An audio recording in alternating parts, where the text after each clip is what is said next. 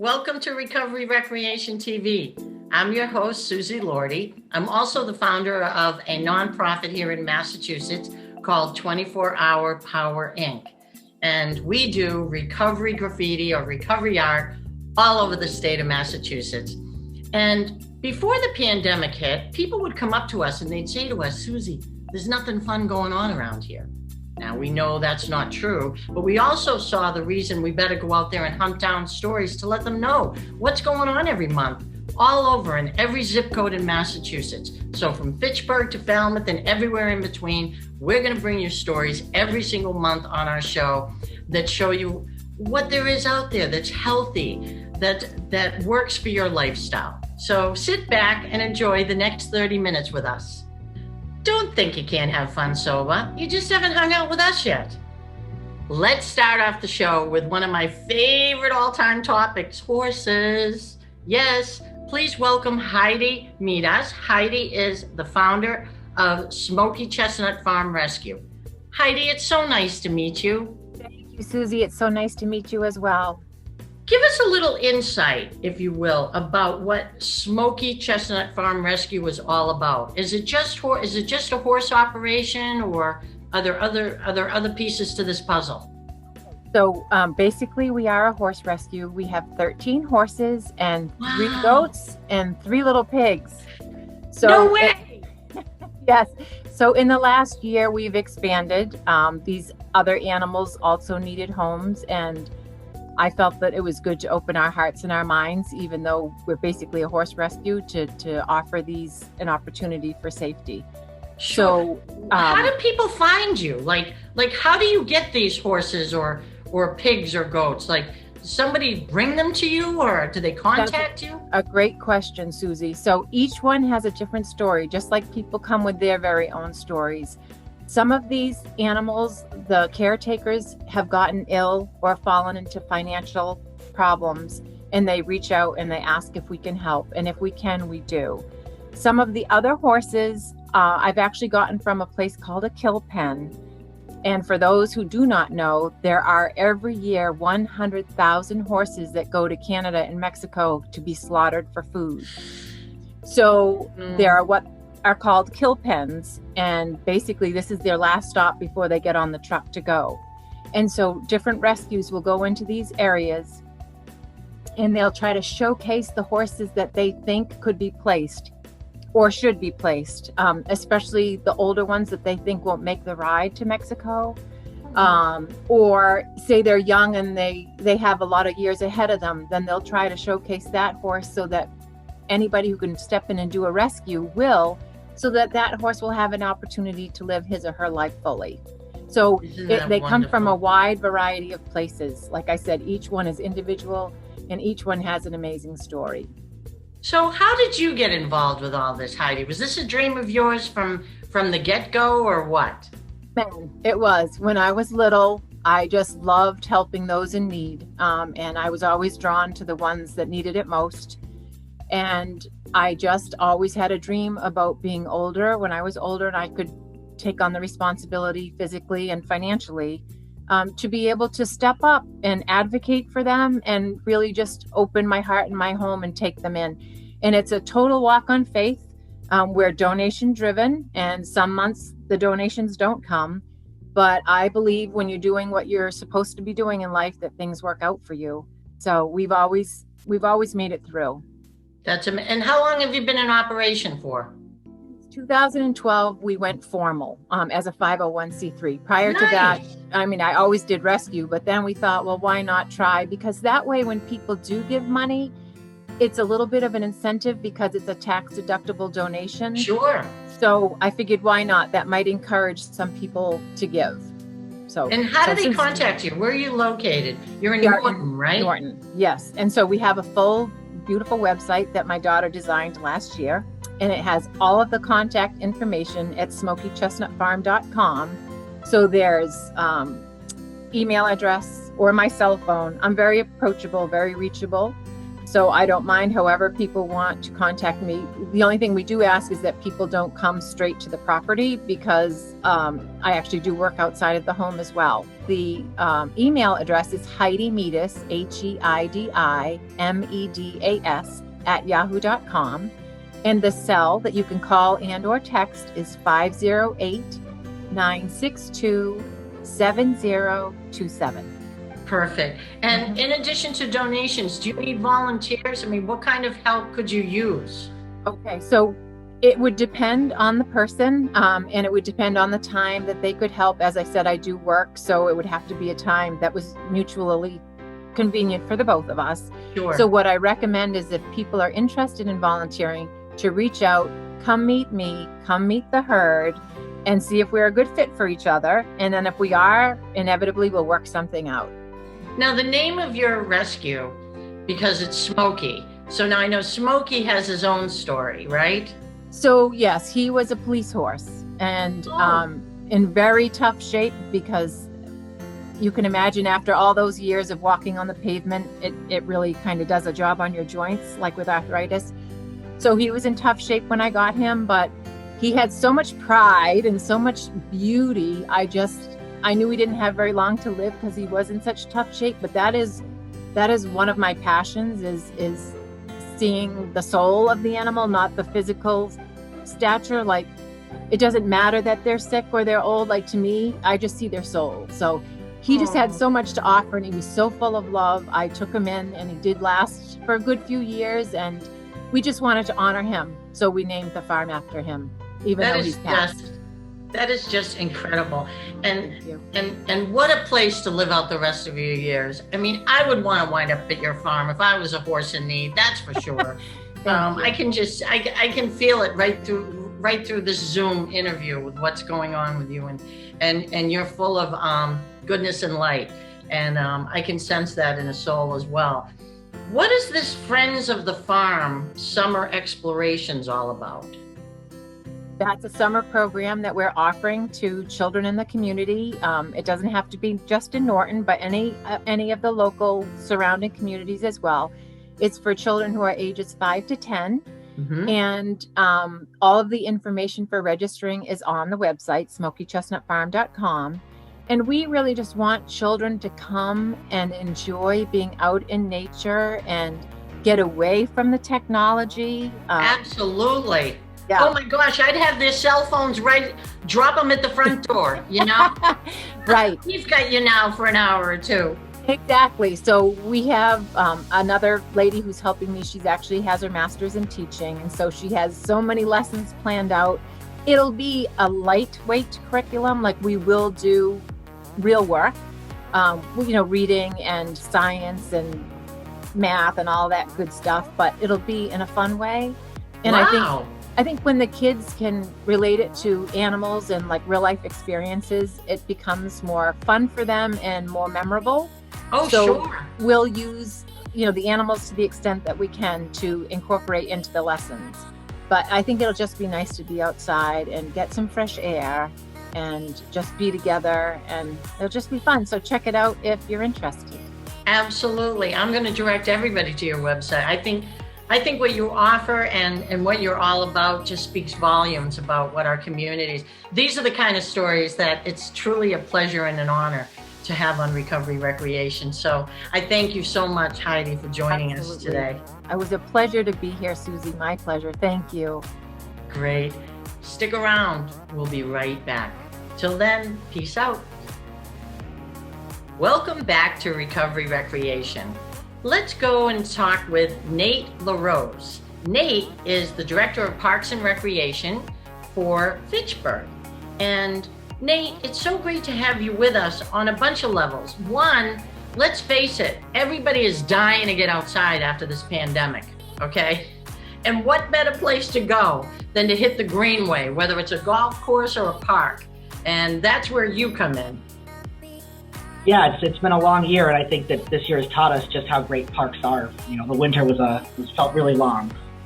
What is the difference in the programming you're allowed to offer now versus during the pandemic? So it's mostly about capacity. for us. Gotcha. During the pandemic, we just couldn't service as many people as we'd like to. Yeah, I'm sure. And now everybody's out and about just enjoying themselves in the sunshine. It's wonderful. And summer's here. It is. It's not enough. So when we talk about your parks, I think it's interesting. When I was on your website, I was doing a little homework and I was saying, my gosh, there's like 24 parks. How can that be in Fitchburg? Everything from Bartley Nolan to, gosh, the end of the alphabet, the West Fitchburg Streamline Trail Park and everything in between. That's a lot of parks, Nate, and you're in charge of all of those, correct? So I operate them, but there's a lot of us that work on them. Actually, those are just our main parks. We actually don't list every park, so I think we're at closer to 35. Wow. Okay, if you could pick out just a couple of them that have some unique features, give us a rundown of a couple that we might not know about that we may want to put on our to-do list to visit. Yeah, so I mean, if you're not from the area, then obviously Coggeshall Park is the park to visit in Fitchburg. It's got a lot of hiking trails. It's got a beautiful lake in the middle that you can walk around with gazebos and shade and a playground. It's our jewel. It was donated around the time the Parks Department was created, so early 1900s. Wow! And it's just grown, and it's an asset that I don't think a lot of people know about outside of Fitchburg. So Nate, what exactly is a disc golf course? I saw that on your website. It sounds pretty cool, and it's offered in Fitchburg at one of your parks as well. Yeah, it's actually a relatively newer sport, although it's people have been playing it for a long time. It's this great sport where you have a sturdier kind of frisbee. It's not like that traditional I'm out in my yard playing frisbee. And so you play it like you would golf. There's a tee pad, and you take your strokes. You throw the disc until you hit a basket that collects it, which would be your tee hole. No way. That's awesome. Yeah. And so our course is very popular, and it's actually only been getting popular. So we just had to expand our parking there. I bet. So now what park is that available at? So that's actually part of Coggeshall Park, but it has its own entrance off of South Street. Okay. What about concerts? Are there any concerts on the Common or anything like that are going on this summer? Yeah, so we haven't fully booked them out, but we are going to be hosting our regular concert series at the Common on Wednesdays, starting in July. Great. What time do you start at? They're 6:30 to 8:30. Okay. Every Wednesday, and we're bringing back some old favorites and some of the bands that we would hope to have last year that didn't get to have quite the turnout. Oh, that's great. What a way to re-welcome everybody back after the pandemic. Yeah, it'll be nice to be back at the Upper Common. It's been a long time for us now. That'll be great. Now, I know for me, and the reason that I contacted you was because I'm a big movie fan, okay? And I understand you have something called Summers in the Park, where it's movies going on in the park, movies and popcorn. You can't beat that. Yeah, so we do movies in the park, and they're all posted on our website for review. We're going to start doing weekly movies every Friday at Riverfront Park with a variety of family-friendly movies ranging from comic book movies to the newer animated films. Wow, that's exciting. Now, what time do those start? They always start at dusk, so just after the sun goes down, right when it gets dark enough for the projector to work. Beautiful. So the very beginning of July, we can look forward to those. Every week, as long as it's not raining. Yep, there you go. I was just going to say, it's not going to be rain or shine. What are some closing comments that you might have for us? I have one question for you first, and that is, how do people get in touch with you to find out what's going on? Is it better to hit Facebook for you guys, or to go to your website, or a little of both? Phone call, email, what do you prefer? So we try to post everything we can for our programming on our website. Okay. But we also share everything to our Facebook and the city's Facebook, and a lot of the local Facebooks pick up what we're doing as well, especially Reimagine North of Main, which is a downtown initiative. That sounds great. What's that all about? So they're this initiative to help support our downtown and redevelop it with events and programming and to support local businesses. So they're actually doing something every first Thursday now, right downtown. Wow, sounds like a busy summer coming up. Yeah, there's a lot of things going on between us and the Friends of Coggeshall doing their concerts. The farmers market started up I believe 2 weeks ago. So it's on the Common every Thursday now. So wow. Hey, I heard you're hiring. Is that true? Yeah, so we're actually still looking for our summer help. It's a seasonal job. We're looking for, high school, college kids who want to work as camp leaders, working with kids. We're looking for lifeguards. And we're still looking for some people who want to work in our parks and cemeteries doing mowing, weed whacking, things like that. And should they apply online? Is that another thing they go through your website for?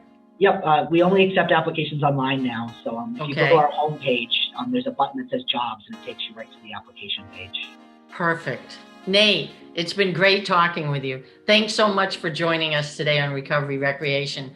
I think you might see me in the stands there with a little bit of movie butter on my popcorn and catching one of those summer flicks. Thank you for having me, and I hope to see you there. Okay. All right, you guys, stick around. Be right back. Welcome back to Recovery Recreation. I'm still your host, Susie Lordy, and I'm still going to tell you, don't think you can't have fun sober. You just got to hang out with us a little bit more. And on that note, we're going to hang out with a very cool pastor, Mr. Shawn Keener. Shawn, thanks so much for joining us today. It's great to be here. Now, Shawn is the lead pastor at Brookville Bible Church in Holbrook, Mass. Shawn, 24-Hour Power is over the moon excited, about the partnership that we're getting ready to forge and be on an incredible journey with. But before we get to any of that, I want a little history lesson for our viewers. What is Brookville Bible all about? How long has it been around? How did you get involved with them? Yada, yada. You're up. It's been around for 153 years now. Wow. It's always been very much about the church throughout its history. We can look at the documents. It's always been about reaching out to the community. I and my family are from Pennsylvania. We're here almost 6 years to the day. And I have 5 kids. I have 2 grandkids. My oldest 2 are married. My wife is named Pam. And we live about 10 feet away from the church. I used to be a trucker and a maintenance guy for Stop and Shop food stores. And about 8 years ago, I started becoming a pastor and been at Brookville Bible Church for 6 years. And Brookville is very much about reaching, being a blessing to the Holbrook community. Now, Brookville Bible, there's a lot of churches in Holbrook, right? There's 6 or 7 plus maybe some small ones. Yep. Right. So how does Brookville differ from other churches, in your opinion? Well, there's 2 ways to answer that. One is it doesn't, because we are all serving the same Jesus. And so we're all one big family. And then the other answer is it's quite different, because Brookville is kind of anti-church in a way. Brookville is not about getting you or anybody else into the pew. We don't even have pews, but not about getting you into the church or getting your money or anything like that. Brookville is actually about getting our people out into the community, just to make the community a stronger place. And we say Jesus loved us, and we just want to pass it on without any strings attached. That's unbelievable. I mean, you personally place a lot of emphasis on community, and I know your church does as well. And that's why 24-Hour Power is blessed to be upstairs now. What are some of the ways that Brookville steps out in the community? Well, one way is we open up. We have a very large facility actually for the Holbrook area, probably the largest usable facility. We offer it for free. We always offer it for free, but we offer it for free. We offer it especially to groups that we know are going to make the community stronger and to reach, to itch some of the needs of the area. So we're very proud to be a host for 3 different AA groups and 2 different NA groups.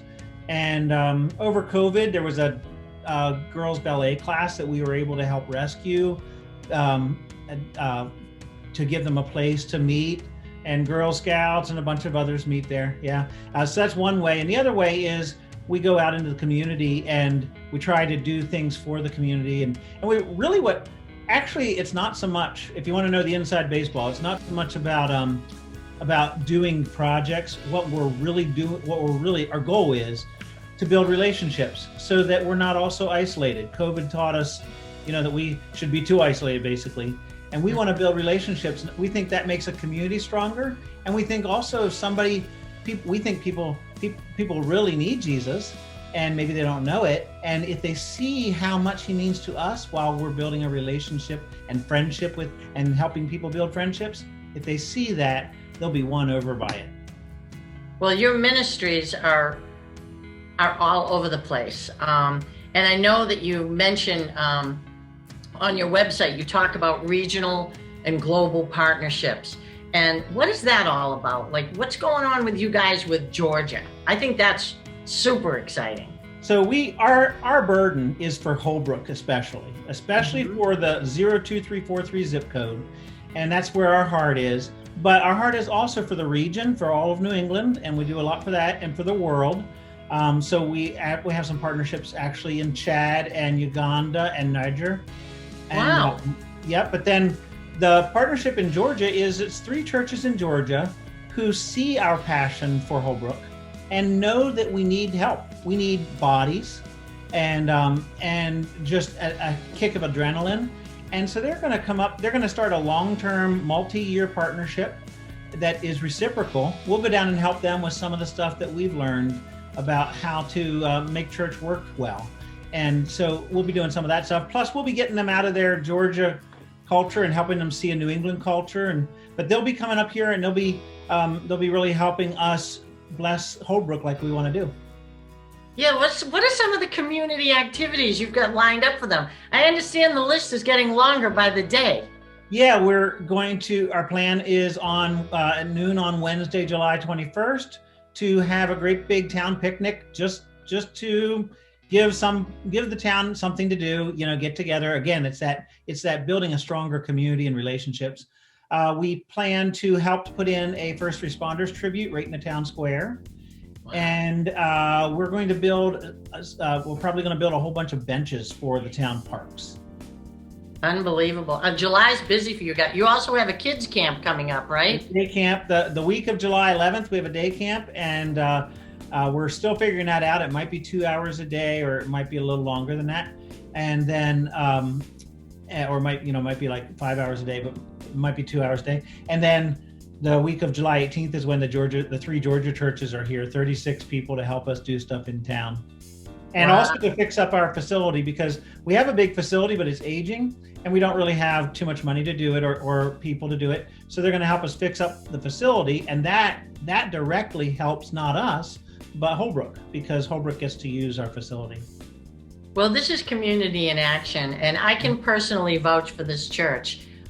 Because 24 Hour Power is its own entity, its own nonprofit. And when we first started discussing, office space, art space, storage space, and everything else, the first thing that Pastor Shawn wanted to make clear to me was there are no strings attached to this. You work with our community, people in Holbrook. That's what we need you to do. You continue your mission there. And that to me was absolutely, first of all, it's so refreshing, and it overwhelmed me because it was such an incredible gift and offer for us to be able to expand our outreach in the community of Holbrook.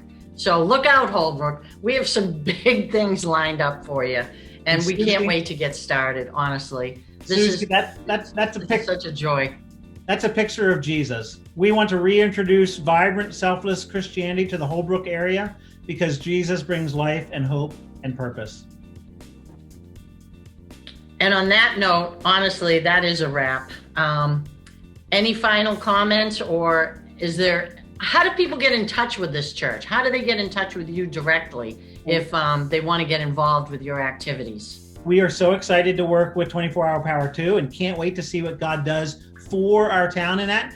And I would say the best way to get in contact with us is through our website or through the Brookville app. You can get the Brookville app. All the cool people do it.